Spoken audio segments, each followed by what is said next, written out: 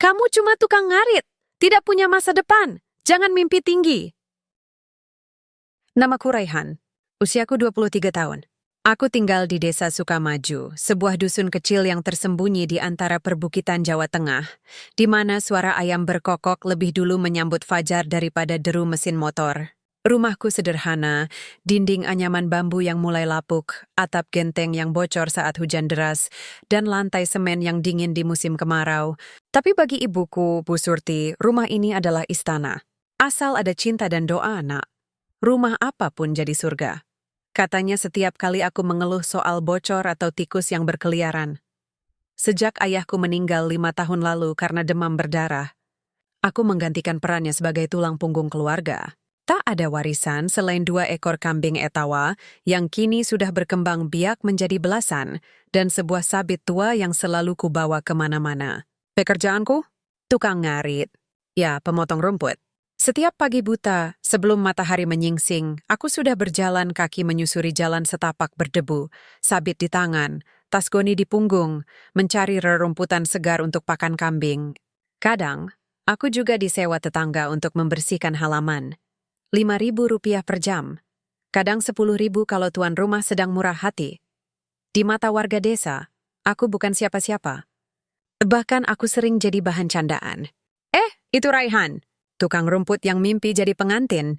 Teriak Pak Dul, penjual kopi di warung pinggir jalan. Setiap kali aku lewat, anak-anak kecil mengejekku dengan nyanyian. Raihan ngarit, bajunya compang-camping, mau nikah sama siapa?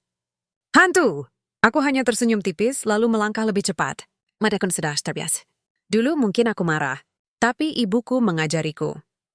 Orang yang bicara di belakangmu, itu cerminan ketidakberdayaan mereka sendiri. Kamu tak perlu membuktikan apa-apa pada mereka. Cukup pada Tuhan dan dirimu sendiri. Namun, ada satu hal yang tak pernah bisa kusembunyikan. Perasaanku pada Aulia. Aulia adalah putri Bapak Wijaya, pengusaha ternama di desa ini. Keluarganya memiliki sawah ratusan hektar, toko kelontong terbesar, bahkan punya mobil Avanza yang selalu dicuci setiap Sabtu pagi oleh pembantunya. Aulia sendiri cantik. Bukan sekadar cantik desa, tapi cantik yang membuat lelaki dari kota pun menoleh. Kulitnya putih bersih, rambutnya hitam lurus, matanya tajam tapi lembut. Yang paling membuatku terpikat bukan penampilannya, melainkan sikapnya. Di tengah keluarga yang sombong dan penuh gengsi, Aulia tetap rendah hati. Ia sering membantu ibu-ibu PKK, mengajar mengaji anak-anak yatim, dan tak pernah memandang rendah siapapun, bahkan padaku. Kami pertama kali berbicara saat hujan deras mengguyur desa 3 bulan lalu. Aku sedang berteduh di balai desa ketika melihat Aulia berlari kecil, matanya panik. Kucingku! Masuk ke pohon randu dekat rumah Pak Lurah. Serunya, napasnya tersengal. Tanpa pikir panjang, aku naik ke pohon itu, meski bajuku basah kuyup dan tangan penuh lumpur. Kucing kecil berbulu oranye itu kuselamatkan, lalu kuserahkan padanya. Ia tersenyum mata berbinar. Terima kasih, Mas Raihan. Kamu berani sekali. Sejak hari itu, kami sering bertemu. Di pasar, di masjid. Kadang di jembatan bambu yang menghubungkan dusun barat dan timur. Ia selalu menyapaku duluan. Kadang membawakan kue dari rumahnya. Ibu bilang, Mas Raihan rajin. Ini untuk tenaga, katanya suatu hari, menyerahkan kue lapis legit yang masih hangat. Aku hampir menangis. Bukan karena kuenya, tapi karena untuk pertama kalinya, seseorang memanggilku Mas dengan hormat. Bukan ejekan. Tapi aku tahu batasku. Aku tukang mengarit. Ia putri pengusaha. Di desa ini, perbedaan kelas sosial bukan sekadar jurang. Itu tembok beton setinggi langit. Bapak Wijaya terkenal keras kepala. Ia pernah mengusir seorang pemuda hanya karena berani menatap Aulia terlalu lama. Anakku bukan untuk laki-laki kampung yang tak punya masa depan. Katanya di depan rapat RT. Aku tak punya keberanian melamar. Tapi hatiku tak bisa berbohong. Setiap malam sebelum tidur aku berdoa. Ya Allah, jika memang Aulia jodohku, bukakan jalan. Jika bukan, tenangkan hatiku. Hari ini seperti biasa, aku bangun pukul 4 pagi. Udara masih dingin menusuk tulang. Aku membasuh muka dengan air sumur, lalu sarapan nasi sisa semalam dengan sambal terasi. Ibu sudah menyiapkan bekal. Nasi bungkus daun pisang, lauk tempe goreng, dan segelas teh manis. Hati-hati di jalan, Nak. Jangan lupa salat duha, pesannya sambil mengelus kepalaku seperti dulu. Aku berjalan menuju ladang milik Pak Darto, tempat aku biasa mencari rumput gajah. Di tengah jalan, kulihat mobil Avanza Bapak Wijaya melaju kencang. Debu beterbangan. Aku menepi, menunduk. Tapi dari kaca mobil, Aulia melihatku. Ia melambai kecil. Aku hanya mengangguk, tak berani tersenyum terlalu lebar. Takut dikira kurang ajar. Sore harinya, usai mengantar rumput ke peternak sapi, aku duduk di bawah pohon beringin tua di pinggir sawah. Angin sepoi-sepoi membawa aroma padi yang mulai menguning. Di kejauhan, terdengar suara gamelan dari acara khitanan. Aku menatap langit jingga, lalu menghela napas panjang. Kenapa kamu selalu sendirian, Mas? Tiba-tiba suara lembut mengganggu lamunanku. Aku menoleh. Aulia berdiri di sana, memakai gamis putih bersih, rambut diikat simpel. Di tangannya sebotol air mineral. Karena aku memang sendiri, jawabku pelan. Ia duduk di sampingku, menjaga jarak sopan. Aku tahu kamu bukan seperti yang dikatakan orang-orang. Kamu baik, rajin, jujur, aku terdiam. Jantungku berdebar kencang. Tapi aku cuma tukang ngarit, Lia, kataku. Memanggilnya dengan panggilan akrab yang hanya berani kugunakan dalam hati. Dan aku cuma manusia biasa, balasnya, menatap mataku. Bukan putri raja, kami tertawa kecil. Setara. Tapi malam itu, saat pulang, aku melihat Bapak Wijaya berdiri di depan rumahnya, menatapku dengan mata tajam seperti elang. Ia tak berkata apa-apa, tapi tatapannya cukup mengatakan segalanya. Jangan berani-berani dekati putriku. Aku menunduk, lalu berjalan cepat ke rumah. Malam itu aku tak bisa tidur. Bayangan Aulia, tatapan Bapak Wijaya, ejekan warga, semuanya berputar di kepala. Tapi di tengah kegelapan, satu tekad mulai menyala. Aku harus berubah. Bukan demi mereka, tapi demi harga diriku sendiri. Dan mungkin demi cinta yang tak berani kusebut namanya. Sejak hari itu, saat Aulia duduk di sampingku di bawah pohon beringin, segalanya terasa berbeda. Bukan karena dunia berubah, tapi karena hatiku mulai berani berharap. Aku tahu itu berbahaya. Di desa seperti Sukamaju, harapan yang terlalu tinggi sering berujung pada kekecewaan yang lebih dalam. Tapi bagaimana mungkin aku menghentikan detak jantung yang berdebar setiap kali namanya disebut? Atau menahan senyum yang merekah saat melihat bayangannya lewat di jalan setapak? Aku mulai lebih sering ke pasar. Dulu Gakui hanya pergi seminggu sekali untuk membeli gula atau minyak tanah. Sekarang aku datang hampir setiap pagi dengan alasan menjual susu kambing segar dari ternakku. Padahal sebenarnya, aku hanya ingin melihatnya. Warung jamu milik Bu Marni, tempat Aulia sering membantu ibunya, jadi tujuanku. Aulia tak pernah membiarkan aku pergi tanpa menyapa. Kadang ia menawarkan segelas jamu beras kencur. Biar kuat ngaritnya, Mas. Kadang ia bertanya tentang kambing-kambingku. Kamu pelihara sendiri semua? Hebat ya? Suaranya yang lembut, seperti angin yang menyapu daun kering. Yang paling kuingat adalah suatu pagi ketika hujan turun tiba-tiba. Aku kehujanan, bajuku basah, rambutku menempel di dahi. Aulia langsung keluar dari warung, membawa payung besar bergambar bunga melati. Masuk dulu, Mas, jangan sampai sakit, katanya. Menarik lenganku, hanya sebentar, tapi cukup membuat seluruh tubuhku hangat meski kedinginan. Di dalam warung, ia mengelap air hujan dari wajahku dengan kain bersih. Kamu terlalu keras sama dirimu sendiri, bisiknya. Aku menatap matanya, coklat tua, jujur, penuh empati. Saat itu aku hampir saja mengungkapkan semuanya, tapi lidahku keluh. Aku hanya berkata, aku harus kuat, Lia. Karena kalau aku lemah, ibuku yang akan menderita. Ia mengangguk pelan. Tapi kamu juga berhak bahagia, Mas Raihan. Kalimat itu terus terngiang di kepalaku berhari-hari. Di rumah, ibuku mulai curiga. Kamu sering ke pasar belakangan ini. Ada apa, nak? Tanyanya suatu malam. Sambil menjahit sobekan di celanaku. Aku diam sejenak lalu menghela napas. Aku suka sama Aulia, Bu. Ibu berhenti menjahit. Matanya menatapku lama, penuh kasih tapi juga khawatir. Anak Bapak Wijaya? Aku mengangguk. Ia menghela napas lalu meletakkan jarumnya. Dia gadis baik, nak, tapi ayahnya keras kepala. Dia tak akan pernah menerima laki-laki seperti kamu. Seperti aku. Tanyaku, suara bergetar. Bukan maksud ibu merendahkan. Cepat ia menjelaskan, menggenggam tanganku. Tapi di mata dunia kamu cuma tukang ngarit. Padahal di mata Allah, kamu lebih berharga dari emas. Tapi, dunia ini buta, nak. Dunia ini suka pada yang berkilau, bukan yang bersahaja. Aku menunduk. Kata-kata ibuku benar. Tapi apakah cinta harus menyerah hanya karena dunia buta? Malam itu, aku duduk di beranda, menatap bulan purnama. Di gudang belakang, kambing-kambingku mengembik pelan. Aku punya 20 ekor sekarang. Susu mereka laris di pasar, terutama sejak aku mulai memprosesnya dengan cara tradisional ala almarhum ayahku. Direbus perlahan, dicampur jahe dan kurma, lalu dikemas dalam botol bekas yang kucuci bersih. Beberapa ibu hamil bilang susuku membantu produksi ASI. Seorang guru SD bahkan memesan setiap minggu untuk anaknya yang susah makan. Aku mulai berpikir, apa salahnya aku mencoba? Bukan hanya untuk Aulia, tapi untuk membuktikan bahwa aku bukan sampah yang bisa diinjak seenaknya. Esok harinya, aku menemui Pak Darto, tetangga sekaligus mantan guru SD-ku yang kini jadi peternak sukses. Pak, saya mau kembangkan usaha susu kambing, tapi saya butuh modal dan izin BPOM. Pak Darto menatapku lama, lalu tersenyum. Akhirnya kamu berani ya? Aku sudah lama tahu kamu punya potensi. Ayahmu dulu juga begitu, diam-diam hebat. Ia menawariku pinjaman tanpa bunga, asal aku mau belajar manajemen usaha. Kalau kamu serius, aku bantu urus semua. Tapi ingat Raihan, sekali kamu mulai jangan setengah hati. Aku mengangguk mantap. Sial, Pak. 2 minggu berikutnya hidupku berubah. Pagi tetap aku ngarit, karena itu tanggung jawabku pada kambing. Tapi siang hingga malam, aku belajar.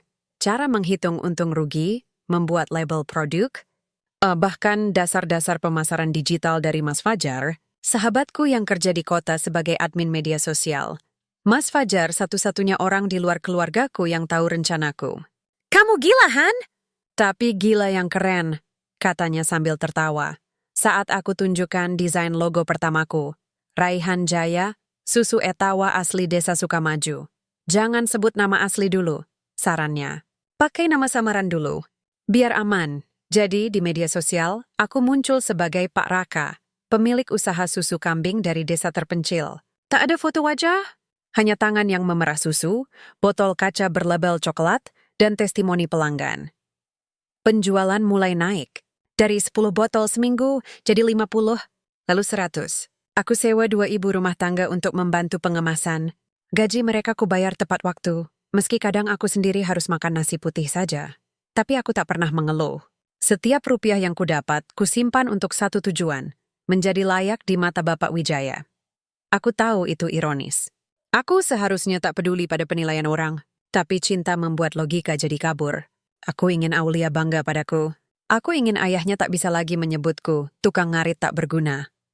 Suatu sore, saat aku sedang mengantar pesanan ke rumah kepala desa, aku melihat Aulia berdiri di depan rumahnya, memegang surat. Matanya sembab. Aku ragu-ragu, lalu memberanikan diri mendekat. Ada apa, Lia? Tanyaku pelan, ia menoleh, lalu tersenyum getir. Ayahku dapat tawaran perjodohan dari keluarga pengusaha di Semarang. Mereka punya pabrik tahu, aku terdiam. Dadaku sesak, tapi aku tolak, lanjutnya cepat, seolah tahu apa yang kupikirkan. Aku bilang aku belum siap menikah. Kenapa? Tanyaku, suara serak. Ia menatapku, lalu berbisik. Karena hatiku sudah punya tuan. Aku tak berani menafsirkan. Tapi malam itu, untuk pertama kalinya, aku berani bermimpi. Mungkin aku bisa melamarnya. Aku pulang, lalu menulis surat lamaran di atas kertas folio yang kubeli di toko. Aku tulis dengan tangan, huruf-huruf rapi, doa-doa terselip di antara kalimat. Aku sertakan uang tabungan, 3 juta rupiah, hasil jerih payah ngarit dan jualan susu selama 6 bulan. Esoknya, aku mandi bersih pakai baju terbaikku, kemeja putih lusuh yang kucuci berkali-kali, celana hitam yang sudah mulai pudar. Aku berdiri di depan cermin retak di rumah, menatap diriku sendiri. Kamu layak, Raihan, bisikku. Kamu layak dicintai. Kamu layak dihormati.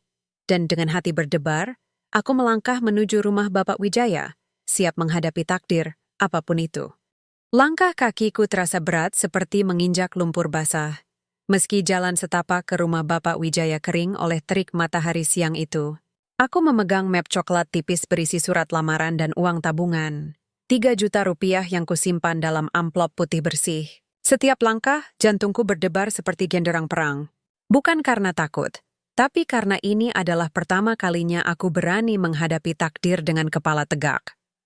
Rumah Bapak Wijaya bukan sekadar rumah, itu istana kecil di tengah desa. Tembok tinggi, pagar besi berlapis cat emas, halaman luas dengan taman bunga yang dirawat oleh 2 tukang kebun. Di depan gerbang ada mobil Avanza dan motor metik terbaru yang mengilap. Aku menelan ludah. Rasanya seperti masuk ke dunia yang bukan milikku. Aku menekan bel. Tak lama, seorang pembantu perempuan membukakan pintu. Matanya membelalak saat melihatku. "Kamu, Raihan?" Tanyanya suara penuh ragu. "Ya, saya mau menemui Bapak Wijaya."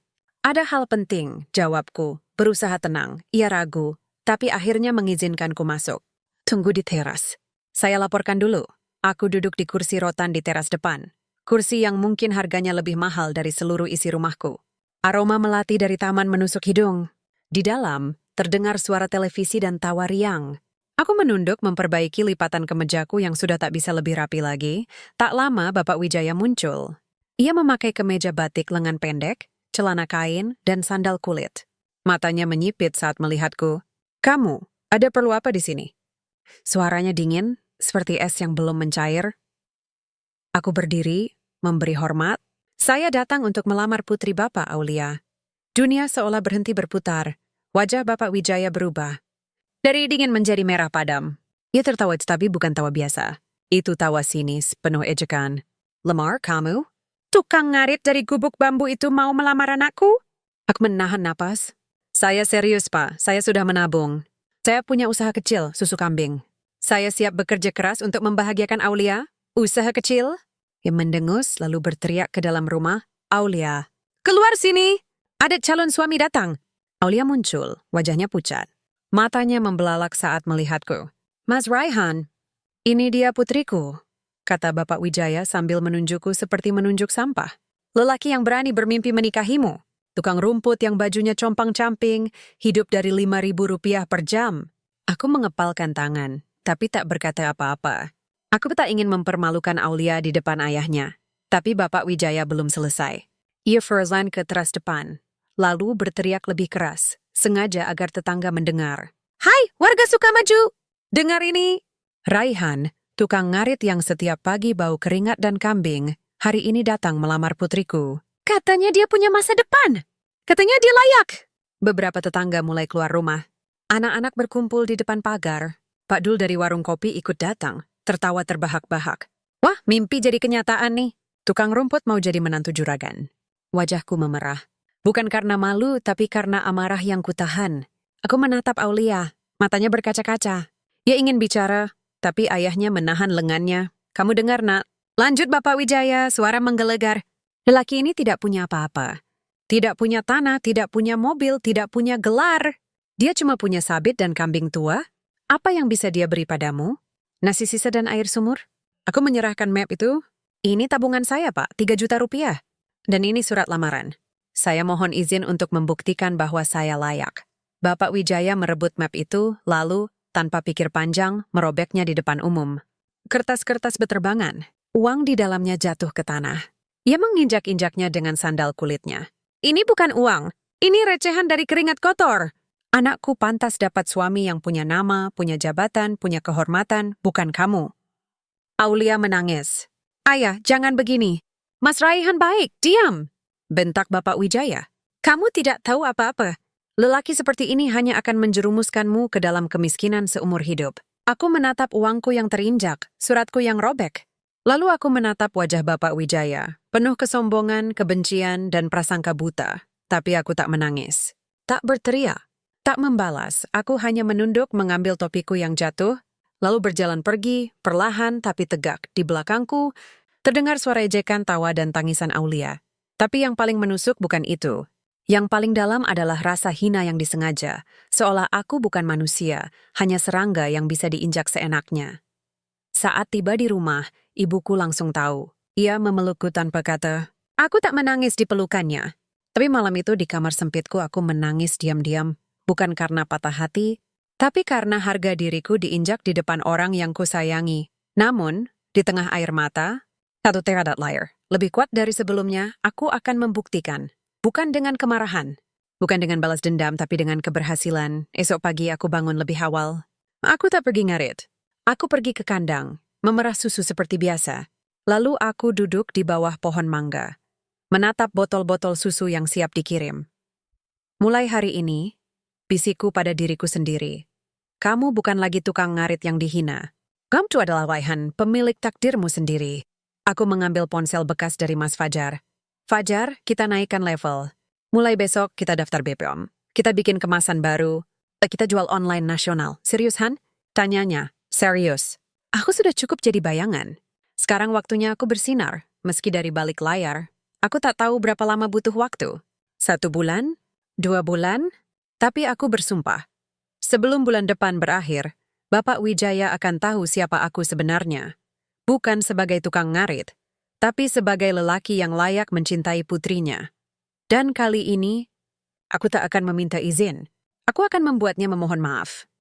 Sejak hari itu, hari di mana surat lamaranku dirobek dan uangku diinjak di tanah seperti sampah, aku memilih diam. Bukan diam karena takut, bukan pula karena menyerah, tapi diam sebagai bentuk perlawanan yang paling tenang. Di desa ini, orang suka bicara. Dan mereka menggosip, menertawakan, menghakimi. Tapi aku memilih bekerja. Karena kerja keras tak perlu suara. Ia hanya butuh waktu. Dan kepercayaan pada Yang Maha Kuasa. Aku tak lagi ke rumah Bapak Wijaya.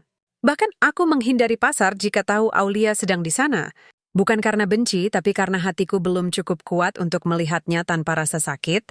Setiap kali bayangannya muncul, yang kuingat bukan senyumnya, tapi air matanya saat ayahnya menghinaku.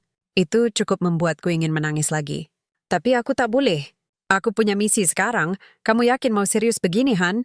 Tanya Mas Fajar suatu malam saat kami duduk di gubuk kecil di belakang kandang. Kini jadi kantor sementara Raihan Jaya. Lebih yakin dari sebelumnya, jawabku, sambil mengecek laporan penjualan mingguan di ponsel. Dalam 2 minggu terakhir, kami sudah mengirim 350 botol susu ke Jakarta, Bandung, dan Surabaya. Testimoni pelanggan membanjiri akun Instagram @susu etawa raja, nama samaran yang sengaja kubuat agar tak terlacak. Seorang selebgram ibu muda bahkan mereview produkku. Susu kambing ini bikin anakku yang susah makan jadi lahap. Rasanya gurih, nggak amis, dan kemasannya estetik banget. Kami mulai naik level. Dengan bantuan Pak Darto, aku mengajukan izin edar BPOM. Prosesnya panjang, tapi aku tak menyerah. Setiap hari, setelah ngarit dan memerah susu, aku belajar regulasi pangan dari buku pinjaman di perpustakaan desa. Malam hari, aku rapat virtual dengan Mas Fajar, membahas desain kemasan baru, strategi pemasaran, bahkan rencana ekspor ke Malaysia. Kita butuh nama merek yang kuat, kata Mas Fajar. Sesuatu yang mencerminkan akar desa, tetapi terdengar premium. Aku diam sejenak, lalu tersenyum. Raihan Jaya, nama aslimu? Ia terkejut. Ya, sudah waktunya aku berhenti bersembunyi di balik Pak Raka. Aku bangga dengan siapa aku, tapi identitasku tetap rahasia dulu. Biar produknya yang bicara, bukan wajahku. Mas Fajar mengangguk. Oke, tapi kamu siap kalau suatu hari nanti semua orang tahu? Justru itu tujuanku, jawabku pelan. Aku ingin mereka tahu bahwa lelaki yang dulu mereka hina, kini memberi manfaat bagi ratusan keluarga. Ibu mulai khawatir melihatku begadang terus. Kamu kurus, nak. Jangan terlalu memaksakan diri. Ini bukan paksaan, Bu, jawabku sambil memeluknya. Ini kebebasan. Setiap tetes keringat ini adalah cara aku merebut kembali harga diriku. Aku mulai menggaji tetangga, ibu-ibu yang suaminya pengangguran, anak muda yang putus sekolah. Aku ajari mereka memerah susu, membersihkan botol, mengemas dengan rapi. Kerja keras kalian akan dibayar layak, janjiku. Dan aku tepati. Gaji pertama mereka kuberikan tepat waktu, meski aku sendiri harus makan nasi dengan garam selama 3 hari. Tapi anehnya, aku tak merasa miskin. Aku merasa kaya karena bisa memberi. Kaya karena punya tujuan. Kaya karena setiap pagi, aku bangun bukan hanya untuk bertahan hidup, tapi untuk mengubah takdir. Suatu sore, saat aku sedang menguji resep baru, susu kambing dengan ekstrak kurma dan madu asli, Pak Lurah datang ke rumahku. Ia terlihat gelisah. Raihan, ada kabar baik dan buruk, katanya. Duduk di bangku bambu. Kabar buruk dulu, Pak, jawabku. Bapak Wijaya marah besar. Katanya, kamu menghindari tanggung jawab setelah gagal melamar. Dibilang kamu pengecut. Aku tertawa kecil. Kalau menghindari hinaan itu pengecut, maka dunia ini penuh pahlawan yang diam. Pak Lurah tersenyum getir. Tapi kabar baiknya, dia tertarik sama susu kambing yang lagi viral itu. Katanya, dia mau jadi distributor di Jawa Tengah. Bahkan mau ketemu pemiliknya. Jantungku berdebar. Dia tahu siapa pemiliknya? Belum. Tapi dia bilang, kalau pemiliknya mau kerjasama, dia siap investasi besar. Bahkan, mau menjodohkan putrinya dengan sang pengusaha. Aku menatap langit senja. Merah menyala, seperti amarah yang kini berubah jadi strategi. Kalau begitu, Pak, kataku pelan, undanglah dia ke acara grand launching kami. 1 bulan lagi. Di balai desa, Pak Lurah terkejut. Kamu yakin? Aku mengangguk. Sudah waktunya Sukamaju tahu siapa sebenarnya Raihan. Malam itu aku tak tidur. Aku menulis naskah pidato untuk hari peluncuran. Bukan pidato sombong, tapi pidato tentang harga diri, kerja keras dan keadilan sosial. Aku ingin Bapak Wijaya tahu, bukan uang yang membuat seseorang layak dihormati, tapi integritas dan kontribusinya pada sesama. Esok pagi, aku pergi ke kuburan ayah. Ku duduk di sana menyalakan dupa kecil. Ayah, doakan aku. Aku akan membawa nama baik keluarga kita kembali. Angin berhembus pelan. Daun-daun berbisik. Dan untuk pertama kalinya dalam sebulan, aku merasa damai. Aku bukan lagi tukang ngarit yang dihina. Aku adalah badai yang sedang diam, menunggu waktu yang tepat untuk menerjang. Dan badai itu akan datang. Tepat 1 bulan dari sekarang. Desa Sukamaju tak pernah kehabisan bahan gosip.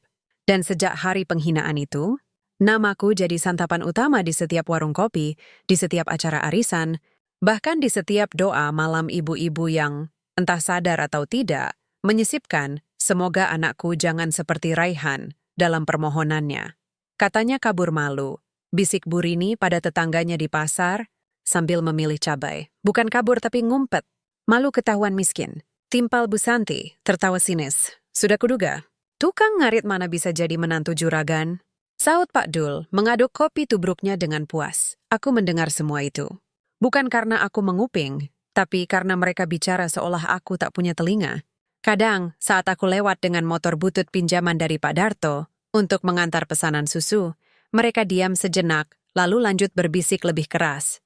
Seolah ingin aku dengar, tapi aku tak peduli. Setidaknya, itulah yang kucoba yakinkan pada diriku sendiri. Kenyataannya, setiap kata itu menusuk. Bukan karena aku rapuh, tapi karena aku tahu. Di balik ejekan mereka, ada Aulia, yang mungkin juga mendengar semua itu. Bahkan ia percaya. Apakah ia malu padaku? Pertanyaan itu menghantuiku setiap malam. Aku sengaja tak menemuinya. Tapi aku tahu kabarnya. Dari Bu Marni, penjual jamu yang kini jadi pelanggan setia susuku. Aulia sedih Mas Raihan, katanya suatu hari saat aku mengantar pesanan. Ia sering duduk sendiri di teras menatap jalan, seperti menunggu seseorang. Aku hanya mengangguk, lalu pergi cepat, takut suaraku bergetar jika bicara lebih lama. Di rumah, ibuku mulai khawatir. Kamu terlalu menyendiri, nak. Bahkan Mas Fajar bilang kamu jarang bicara. Aku sibuk, Bu, jawabku sambil memeriksa stok botol kaca. Tapi hatimu lebih sibuk menahan luka, balasnya lembut. Jangan biarkan dendam menggerogotimu dari dalam. Aku menatap ibuku. Matanya tajam, penuh kasih. Aku tidak dendam, Bu. Aku hanya menunggu waktu. Waktu itu kini semakin dekat. Grand launching Raihan Jaya tinggal 2 minggu lagi. Kami sudah mencetak undangan, elegan, berwarna coklat emas, dengan logo kambing etawa yang anggun. Nama perusahaan tercetak besar, tapi tak ada foto pemilik. Hanya tulisan, dari Desa Sukamaju untuk Indonesia Sehat. Yang paling mengejutkan, Bapak Wijaya mengonfirmasi kehadirannya. Bahkan ia mengirim utusan untuk menanyakan, apakah sang CEO bersedia bertemu sebelum acara untuk membahas kerja sama strategis. Mas Fajar hampir tertawa saat menerima telepon itu. Dia mau jodohkan Aulia sama pengusaha misterius. Katanya kalau usahanya sukses, dia rela lupakan latar belakang. Aku tak tertawa. Aku hanya merasa sedih. Sedih karena ia rela menjual putrinya demi keuntungan bisnis. Sedih karena ia tak pernah benar-benar melihat siapa Aulia dan siapa aku. Tapi aku tak menolak undangannya. Justru aku memastikan ia duduk di barisan depan. Biarkan dia melihat dengan matanya sendiri, kataku pada Mas Fajar. Sementara itu, desa semakin ramai. Kabar tentang acara grand launching menyebar cepat. Terutama setelah Pak Lurah mengumumkan bahwa pengusaha susu kambing nasional akan datang ke Sukamaju. Warga penasaran, siapa gerangan lelaki sukses yang berasal dari desa ini? Pasti dari Jakarta. Tebak Burini, katanya mobilnya Fortuner. Tambah Pak Dul, mungkin dia kenal sama menteri? Seru seorang remaja. Tak seorang pun menyebut namaku. Barir mereka lakum Raihan sudah mati, terkubur oleh rasa malu dan kemiskinan. Dan justru itu yang kuinginkan. Semakin mereka lupa, makin besar kejutannya nanti. Tapi di balik semua ini, ada satu hal yang tak bisa kusembunyikan, rinduku pada Aulia. Suatu malam, saat hujan turun deras, aku melihat bayangannya lewat jendela, berjalan kaki, tanpa payung menuju arah rumahku. Jantungku berhenti. Aku hampir membuka pintu. Tapi aku ingat wajah ayahnya yang penuh kebencian. Aku tak ingin membuatnya dalam masalah, jadi aku diam. Aku biarkan ia berdiri di bawah pohon rambutan sebentar, lalu pergi. Esok harinya, di depan pintu rumahku, ada bungkusan kecil. Bunga melati segar, diikat dengan pita putih. Di bawahnya secarik kertas, aku percaya padamu.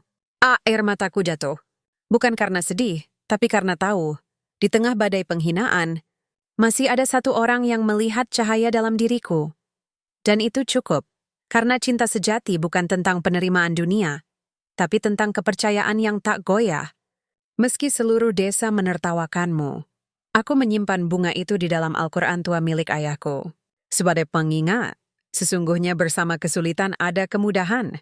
QS Al-Insyirah 5, dan kemudahan itu kan datang tepat 1 minggu lagi. 2 minggu sebelum grand launching, dunia tiba-tiba berubah, dan bukan hanya di Sukamaju, tapi di seluruh Indonesia. Semuanya berawal dari unggahan seorang selebriti ibu kota. Namanya Raisa Maharani, artis sekaligus pengusaha kuliner yang punya jutaan pengikut. Ia membagikan video pendek di Instagram.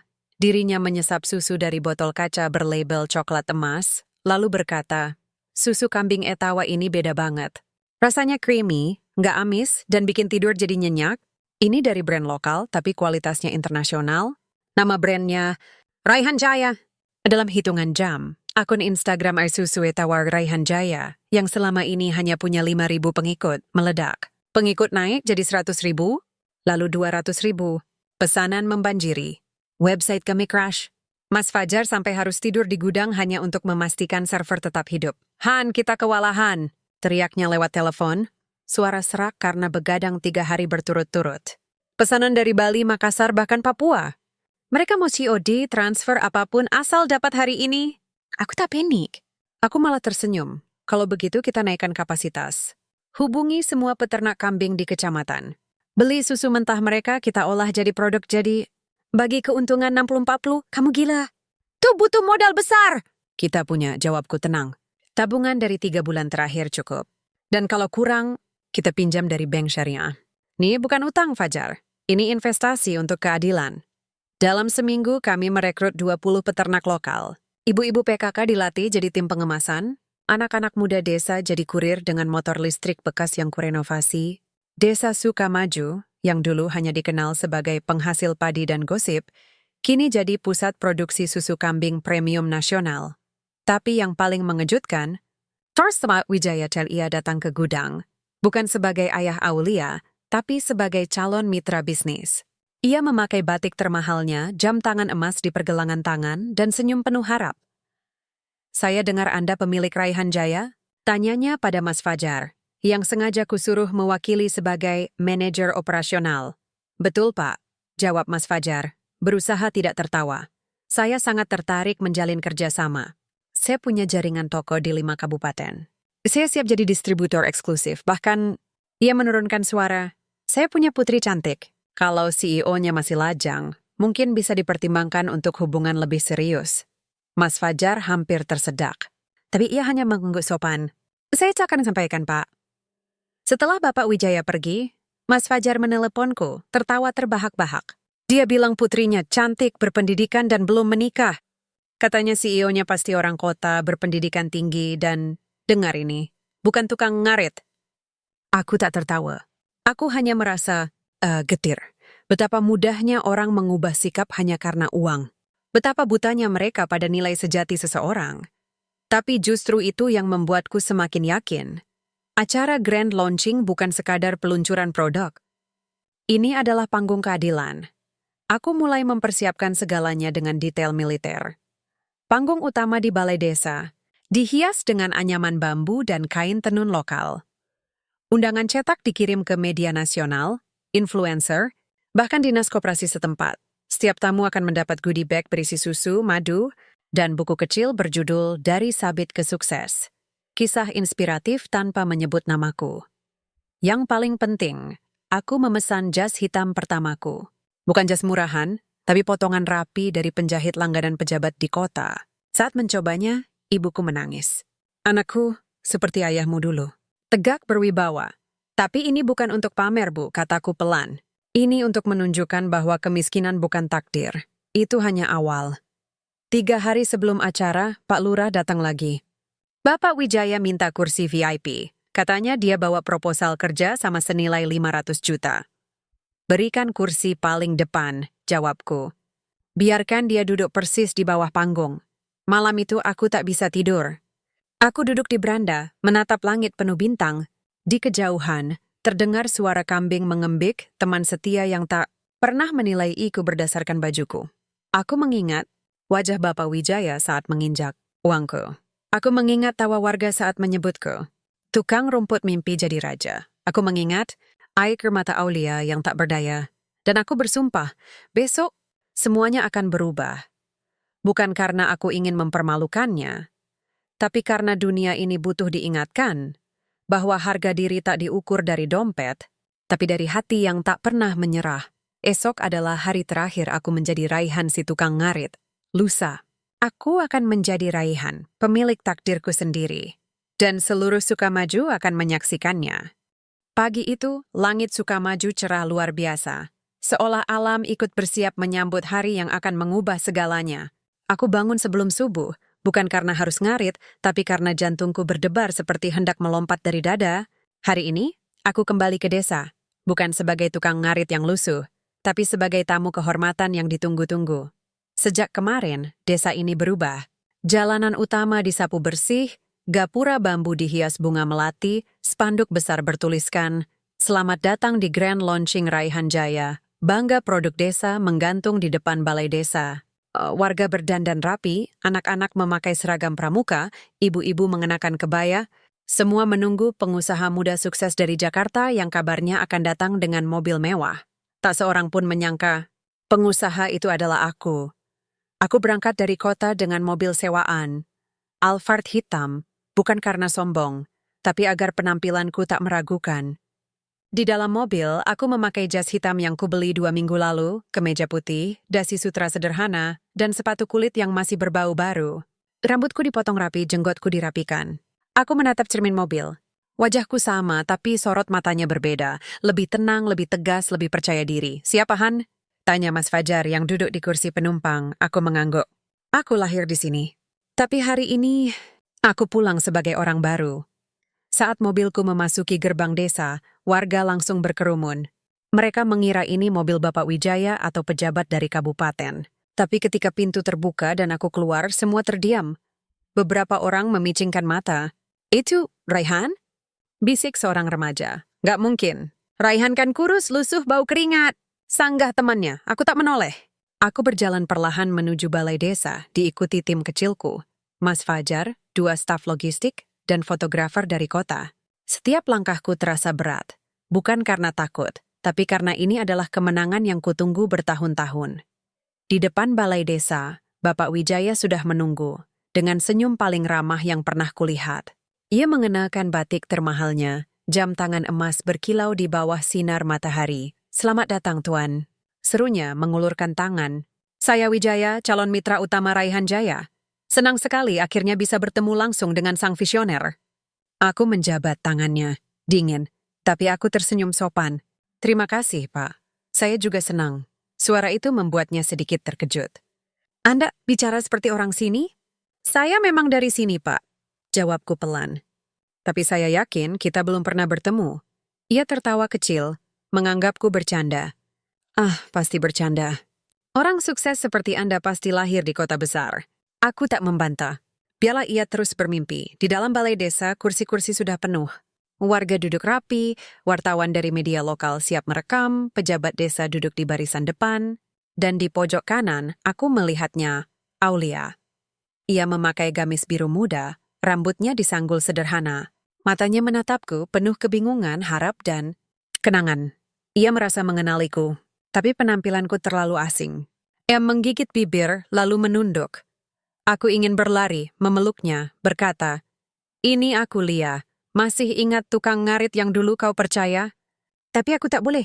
Waktunya belum tiba, Pak Lurah naik panggung, membuka acara dengan pidato hangat tentang semangat UMKM. Lalu ia memperkenalkan sang pemilik Raihan Jaya yang katanya rahasia hingga detik terakhir. Beliau adalah bukti bahwa desa bisa melahirkan inovasi, bahwa kemiskinan bukan akhir, dan bahwa kerja keras selalu berbuah manis, kata Pak Lurah. Suara bergetar haru. Semua mata menatap pintu belakang panggung. Detak jantungku mengeras. Ini saatnya. Aku menarik napas dalam, lalu melangkah naik ke panggung, perlahan, tenang, penuh wibawa. Saat aku berdiri di bawah sorot lampu, wajah Bapak Wijaya berubah. Matanya membelalak, mulutnya terbuka. Ia menoleh ke kiri, ke kanan, seolah mencari Raihan asli yang seharusnya datang. Tapi tak ada, hanya aku. Dan di wajah Aulia, air mata mulai mengalir. Ia tahu, ia selalu tahu, aku belum berkata apa-apa. Tapi di ruangan itu, keheningan berbicara lebih keras dari ribuan kata. Karena di hadapan ratusan pasang mata yang dulu menertawakanku, tukang ngarit itu kini berdiri tegak, sebagai raja yang tak pernah mereka duga. Lampu panggung menyala terang, memantul di kacamata Bapak Wijaya yang kini memucat seperti kertas. Ia duduk di kursi paling depan, tangan gemetar memegang proposal kerja sama yang tadi pagi masih ia banggakan sebagai senjata pamungkas untuk menjodohkan putrinya dengan pengusaha muda sukses. Kini proposal itu terkulai di pangkuannya, seolah menjadi simbol kesombongan yang siap runtuh. Aku berdiri di tengah panggung, mikrofon di tangan. Ribuan mata menatapku, penuh kagum, penasaran, dan kini kebingungan. Beberapa warga mulai saling berbisik. Itu Raihan? Gak mungkin! Raihan kan tukang ngarit. Tapi wajahnya mirip banget. Aku menatap lurus ke depan. Napasku tenang. Hatiku damai. Ini bukan balas dendam. Nenek keadilan. Assalamualaikum warahmatullahi wabarakatuh. Sapaku. Suara jernih menggema di balai desa yang hening. Terima kasih telah hadir di acara Grand Launching Raihan Jaya. Sebelum saya memperkenalkan produk kami, izinkan saya memperkenalkan diri. Aku berhenti sejenak. Menatap Bapak Wijaya. Matanya menghindar. Nama saya Raihan. Ya, Raihan dari Desa Sukamaju. Anak Bu Surti. Mantan tukang ngarit yang setiap pagi kalian lihat berjalan kaki dengan sabit di tangan, baju compang-camping, dan bau keringat. Suara desis menyebar. Beberapa orang terperangah. Bu Rini menutup mulut. Pak Dul menjatuhkan gelas kopinya. 1 bulan yang lalu, lanjutku, suara mulai bergetar tapi tetap kuat. Saya datang ke rumah Bapak Wijaya dengan niat tulus. Melamar putrinya, Aulia. Saya bawa surat lamaran dan tabungan hasil kerja keras, 3 juta rupiah. Tapi yang saya terima bukan penolakan biasa. Saya dihina. Di depan umum. Disebut tukang ngarit tak berguna, tidak punya masa depan, dan tidak pantas. Aku menatap Bapak Wijaya. Ia menunduk, wajahnya memerah. Uang saya diinjak. Surat saya dirobek. Dan harga diri saya diinjak lebih dalam dari debu jalan ini. Aku menarik napas. Tapi saya tidak marah. Saya memilih diam. Karena saya percaya Tuhan tidak tidur. Dan kerja keras tidak pernah mengkhianati. Aku menunjuk logo besar di belakangku, Raihan Jaya. Ini bukan sekadar merek. Ini bukti bahwa lelaki yang kalian hina kini memberi pekerjaan pada 37 warga desa. Bahwa susu dari kambing peliharaannya kini diminum oleh ribuan keluarga di seluruh Indonesia. Bahwa dari gubuk bambu yang bocor, lahir sebuah usaha yang hari ini bernilai miliaran rupiah. Tepuk tangan pecah dari ibu-ibu PKK, dari peternak lokal, dari anak muda yang kini jadi kurir. Tapi Bapak Wijaya tetap diam, kepala tertunduk. Saya tidak datang hari ini untuk mempermalukan siapapun, lanjutku, suara kini lembut. Saya datang untuk mengingatkan, jangan pernah menilai seseorang dari bajunya, pekerjaannya, atau kondisi ekonominya. Karena di balik kemiskinan, bisa saja ada jiwa yang sedang menempa diri untuk bersinar. Aku menatap Aulia, matanya basah, tapi ia tersenyum, senyum yang sama seperti saat ia memberiku kue lapis dulu. Dan untuk Bapak Wijaya, aku turun dari panggung berjalan perlahan mendekatinya. Ia menataki gemetar. Bapak ingin jadi mitra Raihan Jaya? Baik, Tapi ada satu syarat, ia menelan ludah. Apa itu? Jangan pernah lagi meremehkan orang miskin, karena hari ini Bapak belajar, kemiskinan bisa berubah. Tapi kesombongan akan menguburmu hidup-hidup. Ia terdiam. Lalu perlahan air matanya jatuh. Di belakangku warga desa terdiam. Tak ada tawa, tak ada ejekan. Hanya rasa malu. Akan kawan, aku kembali ke panggung. Raihan Jaya bukan milik saya sendiri. Ini milik Sukamajo. Dan mulai hari ini, setiap keuntungan 10% akan kami salurkan untuk beasiswa anak desa yang kurang mampu. Tepuk tangan menggema. Kau lebih keras dari sebelumnya. Tapi yang paling berarti bagiku bukan itu. Yang paling berarti adalah saat Aulia berdiri, berjalan ke panggung, lalu memelukku di depan semua orang, tanpa peduli pada status. Gosip, atau masa lalu. Aku udah tahu itu kamu, bisiknya di telingaku. Aku selalu tahu. Dan di pelukannya, aku tahu. Semua penghinaan, semua air mata, semua malam tanpa tidur, telah berbuah bukan hanya kesuksesan, tapi cinta yang layak kuperjuangkan. Setelah pelukan Aulia, dunia seolah berhenti bernapas. Tepuk tangan mereda, lampu panggung masih menyala, tapi sorotannya kini terasa hangat, bukan menghakimi. Aku melepas pelukannya perlahan, menatap matanya yang masih basah. Tapi kali ini, air matanya bukan karena sedih, melainkan lega. Seperti beban yang akhirnya jatuh dari pundaknya setelah berbulan-bulan menahan harap dalam diam. Namun, mataku tertarik ke arah lain, ke kursi paling depan, di mana Bapak Wijaya duduk seperti patung. Wajahnya pucat, tangannya gemetar memegang ujung jasnya sendiri, seolah mencari sesuatu untuk dipegang agar tidak jatuh. Ia tak menatapku. Ia menatap lantai, seolah ingin menggali lubang dan mengubur dirinya sendiri di sana.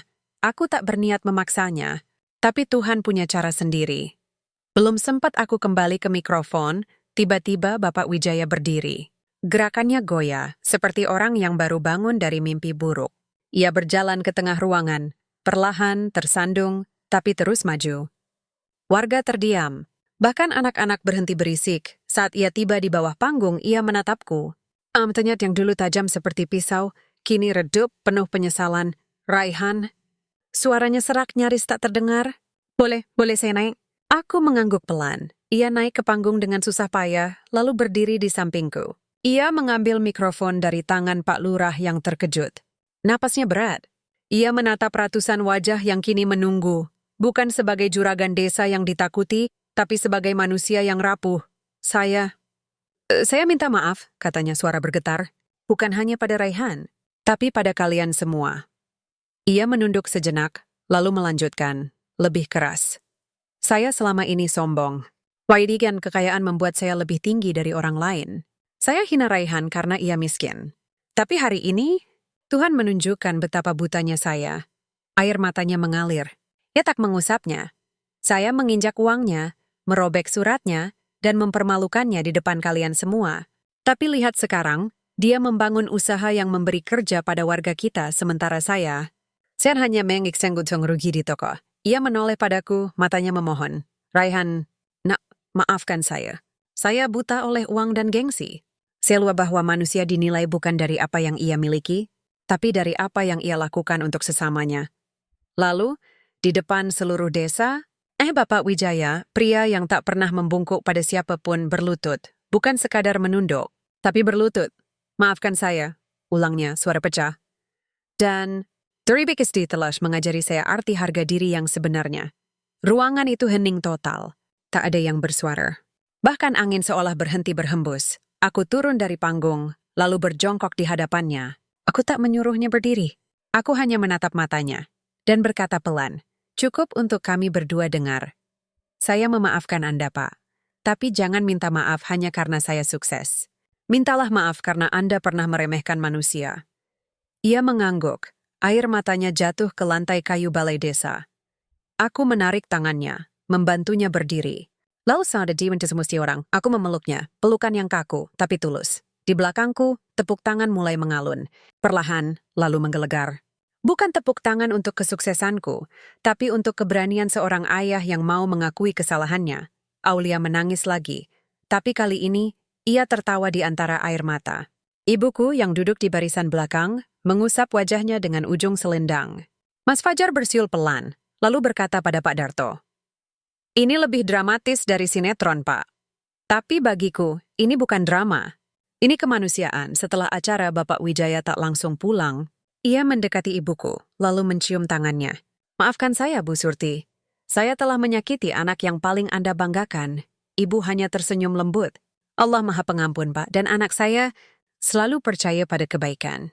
Malam itu Sukamaju tak tidur. Warga berkumpul di balai desa, minum susu Raihan Jaya, bercerita, tertawa. Tak ada lagi sekat antara kaya dan miskin. Yang ada hanya manusia, yang saling mengakui, saling memaafkan, dan saling berharap. Dan di tengah keramaian itu, Aulia menggenggam tanganku. Kamu tahu? Bisiknya. Aku tak peduli kamu tukang ngarit atau CEO. Aku mencintai lelaki yang tak pernah menyerah, meski seluruh dunia menertawakannya.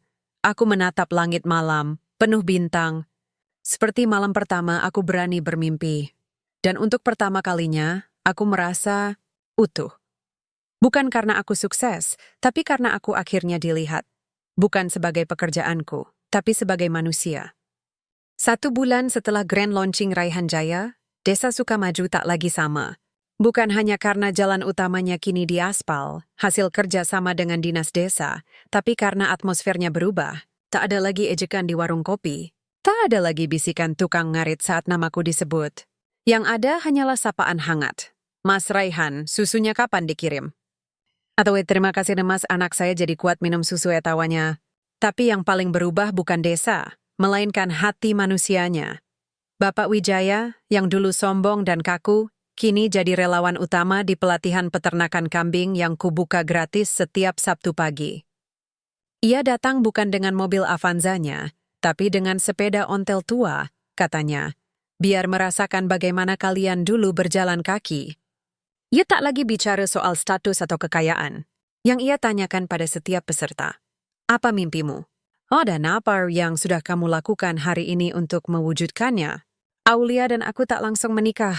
Kami menunggu, bukan karena ragu, tapi karena ingin memastikan cinta kami tumbuh di atas fondasi yang benar. Saling menghargai, bukan sekadar kekaguman pada kesuksesan. Kami sering duduk di bawah pohon beringin yang dulu jadi saksi bisu perjumpaan pertama kami. Tidak para pohon itulah kami merancang masa depan. Bukan istana megah, tapi rumah sederhana dekat kandang kambing, dengan teras luas untuk anak-anak kami kelak bermain. Kamu yakin mau menikah dengan mantan tukang ngarit? Tanyaku suatu sore bercanda. Ia tertawa, lalu menatapku serius. Aku menikah dengan lelaki yang mengajarkanku bahwa cinta sejati tak pernah memandang rendah, meski dunia melakukannya. Pernikahan kami sederhana. Di masjid kecil desa dihadiri warga Sukamaju tanpa gedung mewah atau hiburan dangdut. Ibu menangis saat aku memakai sarung dan peci. Penampilan yang jauh dari jas hitam CEO, tapi jauh lebih jujur. Bapak Wijaya menyerahkan tangan Aulia padaku dengan isak, jagalah dia nak, dan terima kasih telah mengajarkanku arti menjadi manusia. Usaha Raihan Jaya terus berkembang, tapi prinsipnya tetap sama. Dari desa untuk keadilan. Setiap bulan, kami mengadakan hari berbagi, susu gratis untuk lansia, beasiswa untuk anak putus sekolah, pelatihan wirausaha untuk ibu rumah tangga. Aku tak ingin kesuksesanku jadi menara gading. Aku ingin ia jadi jembatan bagi siapapun yang ingin bangkit dari keterpurukan. Suatu hari, seorang remaja datang ke kandang. Ia lusuh, malu-malu, membawa sabit tua. Mas Raihan, saya mau jadi seperti Anda. Tapi saya cuma tukang ngarit. Aku menatapnya dan melihat diriku dulu. Kamu bukan cuma tukang ngarit, jawabku sambil menepuk bahunya. Kamu adalah pemilik takdirmu sendiri. Mulailah dari yang kecil. Dan percayalah, Tuhan tak pernah tidur. Malam itu, setelah semua pekerjaan selesai, aku duduk di beranda rumah baruku. Masih sederhana, tapi tak bocor lagi. Aulia duduk di sampingku, kepala bersandar di bahuku. Di kejauhan, kambing-kambing mengembik pelan. Angin membawa aroma melati dari taman kecil yang kami tanam bersama. Apa yang paling kamu syukuri hari ini? Tanyanya. Aku menatap langit penuh bintang. Sama seperti malam pertama aku berani bermimpi. Aku bersyukur karena dulu dihina. Jawabku pelan. Karena jika tidak, aku tak akan pernah tahu betapa kuatnya aku. Betapa indahnya cinta yang lahir dari kesetiaan. Bukan dari kemewahan. Ia tersenyum, lalu berbisik. Dan aku bersyukur karena ayahku dulu salah. Karena jika tidak, aku tak akan pernah tahu betapa berharganya lelaki yang bekerja keras dalam diam. Kami tertawa kecil, lalu diam. Menikmati damai yang hanya bisa dirasakan oleh mereka yang pernah jatuh dan berani bangkit. Di desa ini, tak ada lagi yang disebut tukang ngarit, karena setiap orang kini tahu, kemiskinan bukan aib, kesombonganlah yang memalukan. Dan harga diri bukan diukur dari dompet, tapi dari hati yang tak pernah berhenti berbuat baik, meski seluruh dunia menertawakannya.